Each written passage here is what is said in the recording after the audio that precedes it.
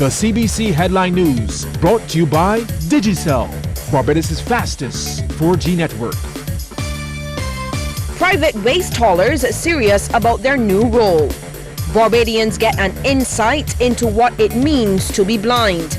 And in sports, West Indies pink ball bowlers hammered by Pakistan on day one of the first test. The CBC Headline News, brought to you by Digicel, Barbados' fastest 4G network. Credible, balanced, committed. This is the CBC Evening News. And a very good evening to you. I'm Lisa Lord with the CBC Evening News and our top story.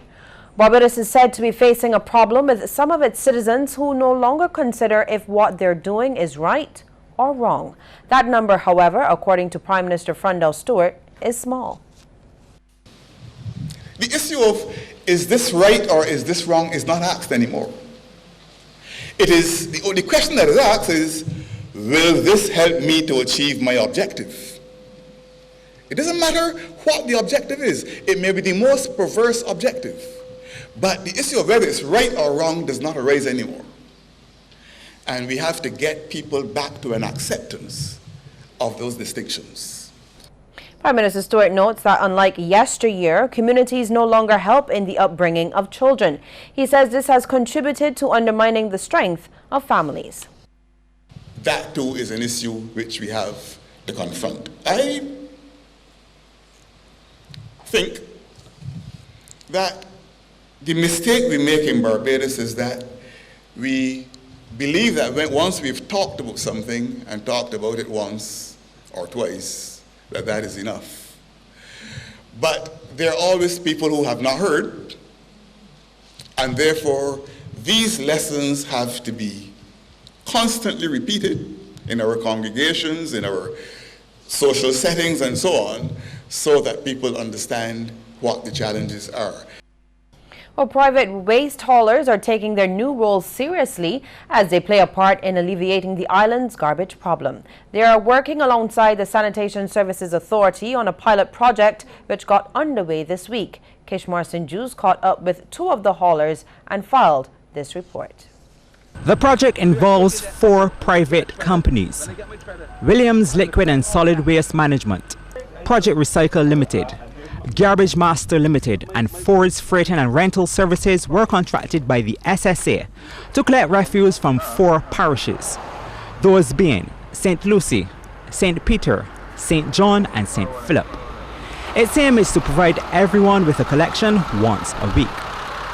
With the private trucks working in the 4 parishes, the SSA's trucks and crew will cover and maintain the island's remaining 7 parishes. Businessman Addison Cherry of Project Recycle welcomes the initiative. We have about 72 routes to do, and we have 5 drivers, and we have about 12 men. Now, all these guys are not all these trucks are not working, but you have to have a reserve in case a guy takes sick or a worker can't make it out and stuff. So we have, but we have 3 trucks that available to the sanitation. We have 5 trucks available, but 3 are working to cover these routes that we have in any given day. The haulers have also been greeted by Barbadians who have been very supportive. For Williams Liquid and Solid Waste Management, their teams were busy in St. Lucie. It has started very smoothly. Today we've completed about 80% of St. Lucie. The residents are very happy, and I think that the project is a good project because we have cleared St. Lucie with majority of the garbage and it's running very smoothly. There's been a lot of criticism about the project, with talks of the SSA being privatized being a hot topic. Managing Director of Williams Liquid and Solid Waste Management, Troy Williams, does not see this as a good move. I don't think that it will happen, nor neither do I think that it is important at this time to privatize sanitation. I do support our involvement because I do support our involvement at this time because of the breakdowns and so forth, and the challenges that SSA are having right now. Mr. Cherry, however, wants greater focus placed on recycling instead.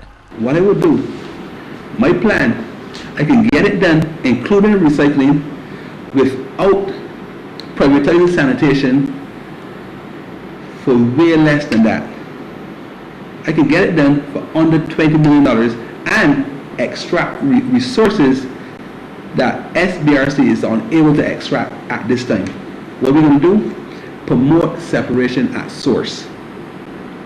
Supply 2 bins to every household, or 3 bins.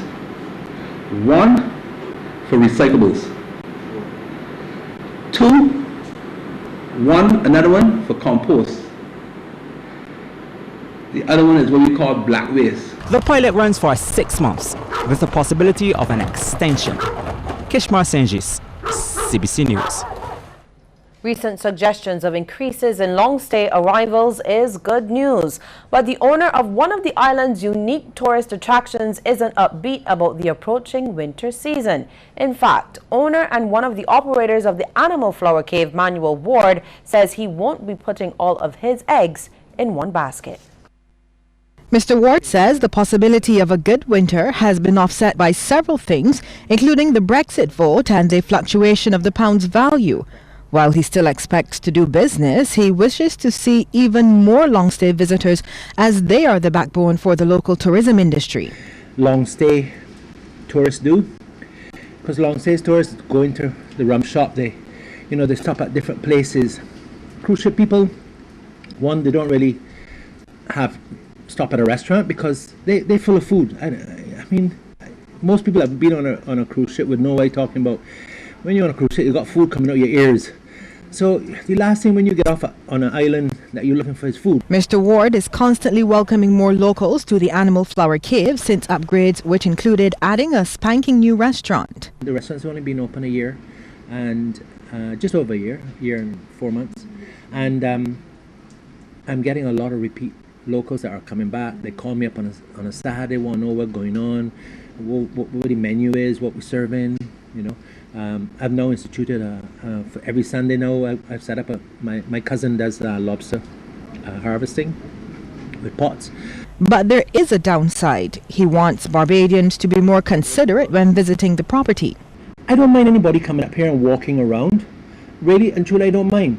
But if you're going to use the facilities, patronize the place, and don't abuse.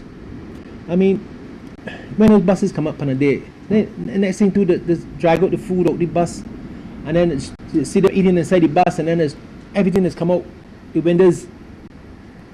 So when the bus go along now, I go, how they stop with plates and cups and forks and napkins and.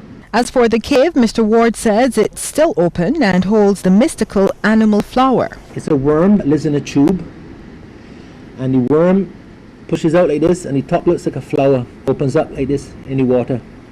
Now the worm uses this part to get oxygen from the water, and it uses this part to get food from the water.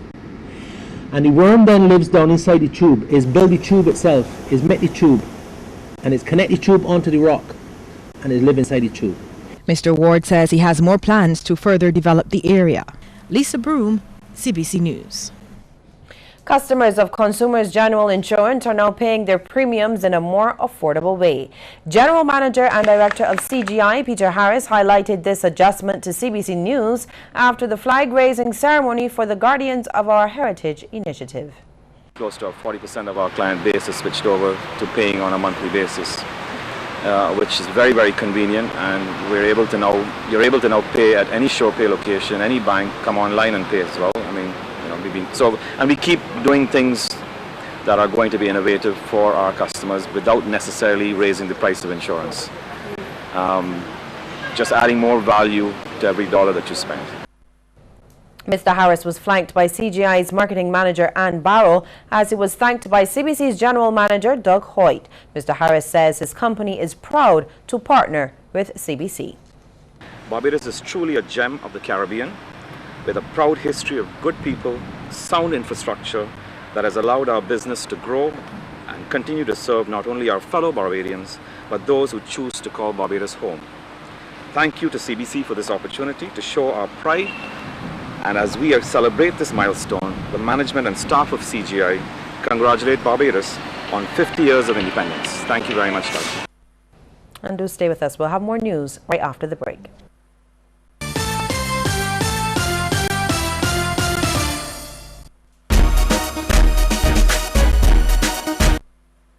Don't let your data experience slow you down. Step up to Digicel, Barbados' fastest 4G network, more than twice as fast as the slow network. Get more with Digicel.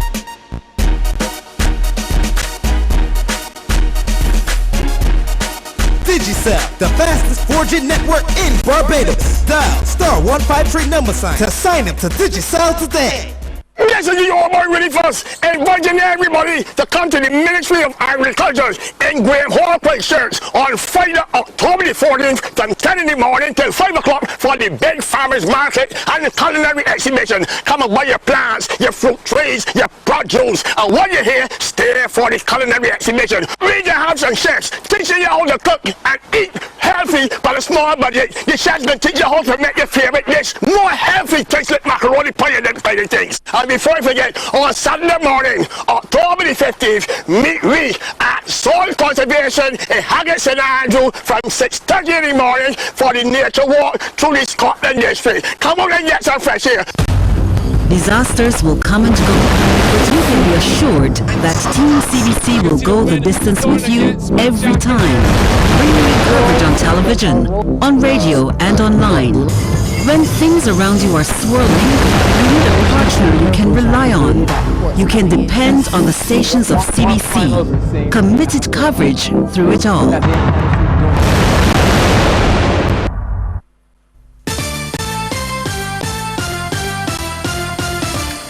On World Sight Day, some Barbadians have been given a glimpse into what it means to be visually impaired. This was done through a collaboration involving the Lions Club of Barbados, the Barbados Association of the Blind and Deaf, and Unicomer Barbados Limited, trading as courts. Our Kent Jerson was there.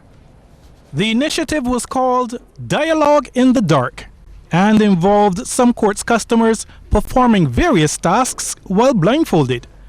These included choosing appropriate clothes from a wardrobe, functioning in a kitchen, and even making up a bed. Customer Tracy Brown took on the challenge, and although she did quite well making up the bed, it was still an eye-opening experience. Okay, my experience being blindfolded and moving around, it was like you're actually seeing with your mind. So I figure that's how a normal blind person get around each day. It was difficult because you're not used to it, but if that's the way you have to live, then you'll get used to it. You have to give thanks for the sight, because then you have to appreciate colors, you have to appreciate seeing people and the beautiful sun and everything. You have to appreciate that, because when you're blind, you can't see none of that. Third Vice President of the Lions Club of Bridgetown, Stephen Howell, says the idea was to let people experience what it is to be without their sight. The whole concept is to sensitize the public reference to problems and obstacles that the visually impaired and blind persons encounter on a daily basis. And President of the Barbados Association of the Blind and Deaf, Alviston Maloney, is hoping the exercise taught participants two important lessons. A, how they can assist blind and visually impaired persons. B, how even though you may become blind or visually impaired, life does not come to an end and you can still live with some assistance in terms of gadgets and devices and a little knowledge in terms of how you can move around. You are basically able to live what we call a normal life. The company involved says the general feedback from customers was good. They truly value the experience because it's something that we live with every day, and not knowing and understanding what other persons go through, it's just a great experience for us to try and also show our appreciation for persons who are blind in the community, but to help out as well. This initiative was open to all courts customers from 10 in the morning until 2 in the afternoon. Kent Jerson, CBC News. Well, the Ministry of Health has activated its Treat All initiative. That's where it will provide antiretroviral treatment free of cost to all Barbadians diagnosed with HIV. This is according to Health Minister John Boyce, who says they're in the process of working out how much will be needed to buy all the drugs for that initiative. The government is committed in terms of its allocation during the estimates for that increase. However, they, again, through the PEPFAR program, this is the Direct United States Government Assistance Program, we are discussing opportunities for assistance to even further increase the level of penetration that we can make in terms of that treatment. We provided in the estimate something like $600,000, and we're discussing with the PEPFAR something like another $500,000 to help provide medicines for this treatment. And visiting head of PAHO, Dr. Carissa Etienne, says Caribbean governments have to continue to argue their case for special treatment in order to access aid for things like HIV treatment. She adds that PAHO is also doing its part. PAHO is forever speaking about this. Your member states in the Caribbean are very, very vocal. We support them. We work with Gavi particularly and Global Fund to make those statements. But those are classifications that come much higher up than the World Bank, etc. And they use this as a marker as to decide on aid, etc. Well, the need for palliative care across Barbados and the region is steadily rising. The greater demand is due to the increasing incidence of non-communicable diseases. This is according to Acting Chief Medical Officer Dr. Kenneth George, who says palliative care is an emerging area in our healthcare sector. He says over the last 2 decades, the social and economic impact of NCDs have risen, and further awareness of palliative care options are necessary. Indeed, it is projected by the Pan American Health Organization that by 2030, 85% of all deaths in Barbados will be the result of a non-communicable disease. Clearly, this particular health profile epidemiological shift will necessitate significant palliative care options and interventions. Dr. George was speaking at a workshop held by the International Association for Hospice and Palliative Care. The theme of the workshop is availability and rational use of opioids, English, French, Caribbean countries. Dr. George says palliative care can greatly improve the quality of life of patients, and a number of pain management methods, including the controversial medical marijuana, are being investigated. It is also important to expand the range of quality opioids and narcotics to include transdermal patches and patient-supported infusion pumps. The Ministry of Health is currently gathering evidence with respect to marijuana use in well-defined clinical situations that will include assisting persons in pain management, including cancer and chronic degenerative diseases. And still to come, a look at some of the stories making headlines across our region.